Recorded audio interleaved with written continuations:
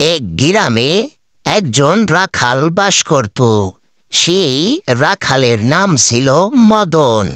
রাখাল তার গরুগুলা নিয়ে প্রত্যেক দিনের মতো আজও তাদের খাওয়ানোর জন্য বাড়ি থেকে বের হয়। তাদের নিয়ে রাস্তা দিয়ে হাঁটতে হাঁটতে এক বনভূমিতে গিয়ে গাভীগুলোকে খাওয়ানোর জন্য বেঁধে দেয়। মদন রাখাল যখন সেই বনভূমিতে গাভীগুলো নিয়ে পৌঁছায়, তখন সেখানে দেখে অনেক ঘাস। সে ঘাস দেখে অনেক খুশি হয়। তখন ওই মদন গাভীগুলোকে ওই জায়গা বেঁধে দেয়। বেঁধে দিয়ে সে তাদের জন্য ঘাস আনার জন্য বেরিয়ে পড়ে। সে ওখানে গাভীগুলোকে বেঁধে রেখে সে ওখান থেকে ধানের জমিতে চলে যায়। সেখানে অনেক ঘাস আছে। সেখান থেকে সে ঘাস কেটে মাথায় করে নিয়ে আস্তে আস্তে করে হাঁটতে হাঁটতে সেই গাভীর কাছে চলে আসে, যেখানে তার গাভীগুলো বাঁধা ছিল। সে গাভীগুলোকে ঘাসগুলো এনে দেয়। গাভীগুলো খুব মজা করে ঘাসগুলো খাইতে থাকে।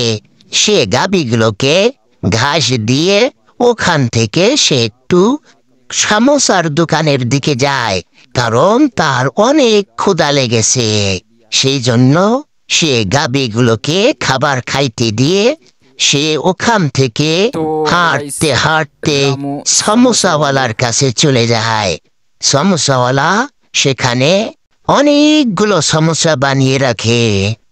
মদন সমোসাওয়ালাকে বলে, ভাই সমোসাওয়ালা, তোমার সমোসা তো খুবই মজা হয়েছে, হা হা হা, আমার খুব মজা লাগতেছে, আমাকে আর এক প্লেট দাও। তখন তাকে আর এক প্লেট সমোসা দেয়া হয়।